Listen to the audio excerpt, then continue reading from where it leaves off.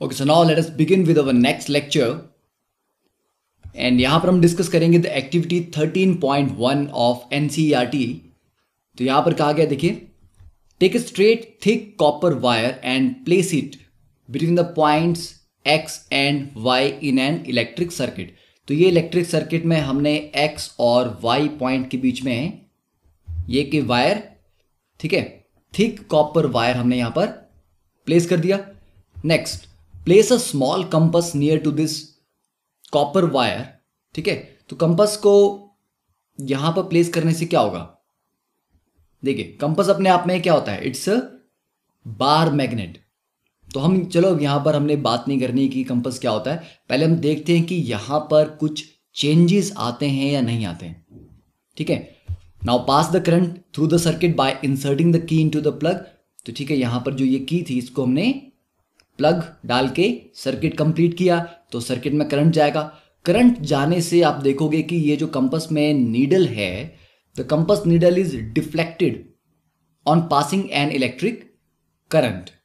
ठीक है, for example इस वीडियो में जैसे कि हम देख रहे हैं, जैसे ही सर्किट ऑन होता है जो नीडल है वो डिफ्लेक्ट कर जाती है। ठीक है, तो डिफ्लेक्शन यहां से क्लियर है। तो डिफ्लेक्शन की तो बात होगी कि डिफ्लेक्शन होती है। अब सोचने वाली बात यह है कि व्हाई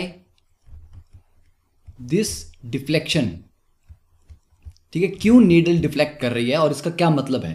तो अगर हम देखें कि नीडल जो कंपस में एक पर्टिकुलर डायरेक्शन में पॉइंट करती है, जिसको हम नेविगेशन के लिए भी यूज करते हैं, तो ये क्यों होती है, because of earth magnetic field. Earth की अपनी एक मैग्नेटिक फील्ड है, तो ये जो कंपास की नीडल है ये उस मैग्नेटिक फील्ड के अकॉर्डिंग अपने को अलाइन करके रखती है।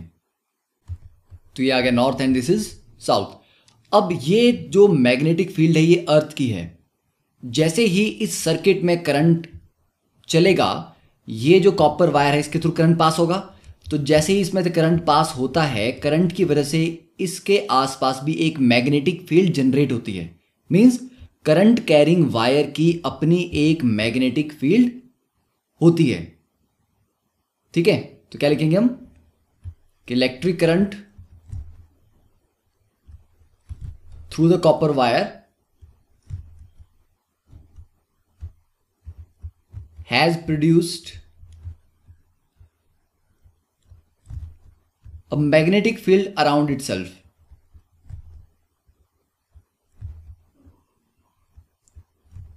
ठीक है, तो वायर के आसपास एक मैग्नेटिक फील्ड जनरेट होती है जब उससे करंट पास करता है। ओके, और वो मैग्नेटिक फील्ड अर्थ की मैग्नेटिक फील्ड से डिफरेंट हो सकती है। तो इसी वजह से ये जो कंपास है कि नीडल नई मैग्नेटिक फील्ड की प्रेजेंस से ये उसके अकॉर्डिंग अपने को अलाइन करने की ट्राई करेगी, क्योंकि ये मैग्नेटिक फील्ड स्ट्रांग है, अर्थ की मैग्नेटिक फील्ड काफी वीक होती है। तो इसलिए ये दोबारा अलाइन करेगा नीडल अपने आप को, जिसकी वजह से डिफ्लेक्शन आएगी। अब अगर हम करंट को स्टॉप कर दें तो सडनली ये नीडल वापस अपनी पुरानी पोजीशन पे आ जाती है, जो कि अर्थ की मैग्नेटिक फील्ड के साथ अलाइंड होता है। अब ये जो एक्सपेरिमेंट है ये किसने किया, ये फिनोमिनन किसने डिस्कवर किया, हैंस क्रिश्चियन ऑस्टर्ड ने। ठीक है, तो he was one of the leading scientist of the 19th century. तो एक्सीडेंटली क्लासरूम एक्सपेरिमेंट था ये। तो उन्होंने देखा कि जो कंपास नीडल है it got deflected when an electric current passed through a metallic wire place near by. तो एक कंपास रखा गया है, ठीक है, और आसपास में कोई एक मेटेलिक वायर है जिसके थ्रू करंट पास करने से ये कंपास की नीडल डिफ्लेक्ट कर रही थी। तो उन्होंने बार बार एक्सपेरिमेंट को रिपीट किया और देखा कि हमेशा डिफ्लेक्शन आ रही है जब भी आसपास कोई करंट कैरिंग वायर थी, और डिफ्लेक्शन एक पर्टिकुलर डायरेक्शन में आती है। अगर आप एक पर्टिकुलर जगह पे वायर को रखते हो, वायर की पोजीशन चेंज करोगे तो डिफ्लेक्शन की डायरेक्शन भी चेंज हो सकती है। ठीक है, या करंट की डायरेक्शन चेंज करेंगे तब भी वो चेंज हो सकती है। तो ये फिनोमेना ऑस्टर्ड ने डिस्कवर किया था एंड इससे फाइनली ये पता चला कि इलेक्ट्रिसिटी और मैकेनिज्म आपस में रिलेटेड फिनोमेना है, कि जब जब इलेक्ट्रिसिटी कोई चेंजेस आते हैं या कोई भी इलेक्ट्रिक फिनोमेना होता है तो उसका एक मैग्नेटिक इफेक्ट भी होता है। ठीक है, जिससे कि फाइनली हम एक टॉपिक पे जो आते हैं या जो नाम आती है electromagnetism.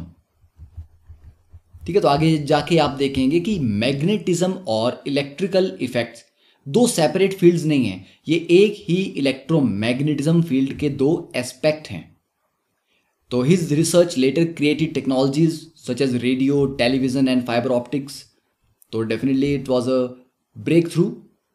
The unit of magnetic field strength is named Oersted in his honour. ठीक है, तो इतना बात ऑब्वियसली आपको क्लियर हो गया होगा। अब नेक्स्ट बात करते हैं कि what is a magnetic field and field lines. Field क्या होती है? देखो, जब आप कोई भी चीज गिरती है, ठीक है, दिस इज अवर अर्थ, कोई भी चीज ऊपर से गिरेगी तो ऑब्वियसली वो नीचे की तरफ आती है।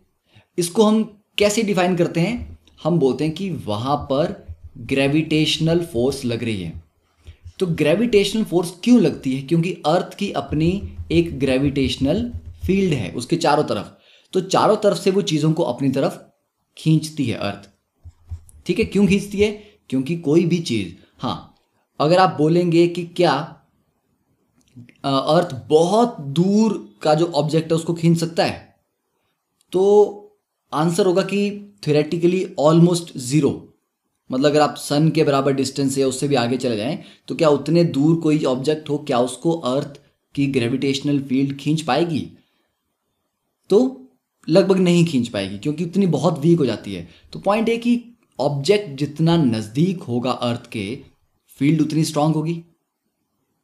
ठीक है, तो जब भी कोई ऑब्जेक्ट अर्थ की ग्रेविटेशनल फील्ड में होता है तो अर्थ की तरफ अट्रैक्ट होता है।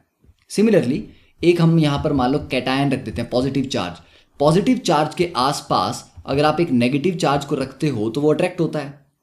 अब क्या करते हैं, हम इस नेगेटिव चार्ज को थोड़ा और दूर करते चलते हैं, एक डिस्टेंस आएगा उसके बाद ये पॉजिटिव चार्ज इस नेगेटिव को अट्रैक्ट नहीं कर पाएगा। इसका मतलब नेगेटिव पे क्या हुआ? नेगेटिव चार्ज अब पॉजिटिव चार्ज की फील्ड से बाहर हो गया। तो मतलब अट्रैक्शन इनमें तभी थी जब ये एक दूसरे की फील्ड के अंदर थे। तो वैसे ही मैग्नेटिक फोर्स जब एक्सर्ट की जाती है, अगर आप दो मैग्नेट्स लेते हैं, ये मैग्नेट ए ले लिया और ये बी ले लिया, ठीक है, ये इसका मान लीजिए यहाँ नॉर्थ पोल है, यहाँ इसका साउथ पोल है, तो ऑपोजिट पोल अट्रैक्ट करते हैं। पर ये तभी करेंगे अगर इनको थोड़ा नज़दीक आप रखोगे। बहुत दूर रखोगे तो इनमें कोई भी अट्रैक्शन नहीं होगी, क्योंकि एक लिमिट है कि कितने दूर तक मैग्नेट की फील्ड काम कर सकती है। ठीक है, उस फील्ड को भी आप स्ट्रांग और वीक कर सकते हो। तो फील्ड का कॉन्सेप्ट क्लियर है? ठीक है, वो स्पेस जिसमें उसका इफेक्ट फील किया जा सकता है उसको बोलते हैं उसकी फील्ड। तो we are familiar with the fact that is compass needle gets deflected when brought near a bar magnet. A compass needle is in fact a small bar magnet. Now ये बड़ा इंपॉर्टेंट पॉइंट है कि compass needle जो है वो भी अपने आप में एक स्मॉल बार मैग्नेट ही है। What is a bar magnet? इस शेप का जो मैग्नेट होता है, एक साइड नॉर्थ पोल एक साइड साउथ पोल, इसको बोलते हैं बार मैग्नेट। ठीक है, क्योंकि बार शेप में होता है ये। ठीक है, तो the ends of the compass needle point approximately towards north and south direction. The end pointing towards north is called north seeking. तो जो कंपास का एंड नॉर्थ की तरफ है उसको हम उसका नॉर्थ पोल बोलते हैं। द अदर एंड जो साउथ की तरफ होगा उसको साउथ पोल बोलते हैं। ठीक है, साउथ सीकिंग या साउथ पोल। तो काफ़ी सारी एक्टिविटीज करने के बाद ये पता लगा था कि लाइक पोल्स रिपेल करते हैं, जैसे लाइक चार्जेस रिपेल करते हैं, और अनलाइक पोल जैसे नॉर्थ और साउथ आपस में अट्रैक्ट करेंगे, पर नॉर्थ नॉर्थ रिपेल करेंगे और साउथ साउथ भी रिपेल करेंगे। ठीक है, सिमिलर टू इलेक्ट्रिक चार्जेस।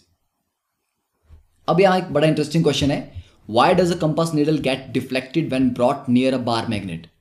देखो, अब कंपास नीडल क्यों डिफ्लेक्ट हुई? पहली बात है कि कंपास नीडल अपने आप में एक बार मैग्नेट है। ओके, तो यहां अगर ये डायग्राम हम देखते हैं, यहां पर कंपास नीडल कैसे है? फर्स्ट केस में थोड़ा अलाइनमेंट में नहीं है। ये जो ब्लू लाइंस हैं ये मैग्नेटिक फील्ड को इंडिकेट कर रही हैं। मान लेते हैं कि चलो ये कंपास का नॉर्थ था, ये इसका साउथ, और ये हमारा साउथ है ऊपर और नीचे है नॉर्थ। तो ऑब्वियसली बात है साउथ और नॉर्थ आपस में क्या करेंगे, अट्रैक्ट करेंगे, ठीक है, ऑपोजिट पोल अट्रैक्ट करते हैं। तो ये साउथ जो है इस नॉर्थ को ऊपर की तरफ खींचेगा, अट्रैक्ट करेगा, तो इस एंड पे इस तरह की डायरेक्शन में फोर्स लगेगी, और ये नॉर्थ इस नॉर्थ को तो रिपेल कर रहा है, मतलब ऊपर की तरफ धकेल रहा है, पर ये नॉर्थ इस साउथ को अपनी तरफ खींच रहा है, तो इस एंड पे नीचे की तरफ फोर्स लग रही है। ये दोनों फोर्स मिला के एक रोटेटिंग इफेक्ट प्रोड्यूस कर रहे हैं जिसको बोलते हैं हम टॉर्क। तो ये थोड़ा इस तरह घूम जाएगा, कब तक, जब तक ये बिल्कुल सीधा सीधा ना हो जाए। सीधा क्यों, ताकि ये जो मैग्नेटिक लाइंस हैं उनके साथ अलाइनमेंट में ना आ जाए, तब तक ये रोटेट करेगा, ठीक है।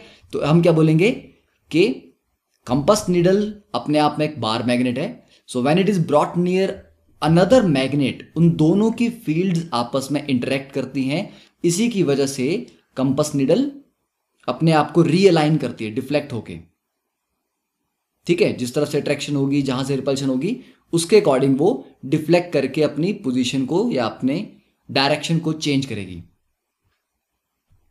ठीक है। तो इतना पार्ट क्लियर है, ये डायग्राम भी आप उसमें ड्रॉ कर सकते हो। अब नेक्स्ट यहां पर आपके लिए छोटा सा क्वेश्चन है, what is the difference between the magnetic geographic north pole, ठीक है।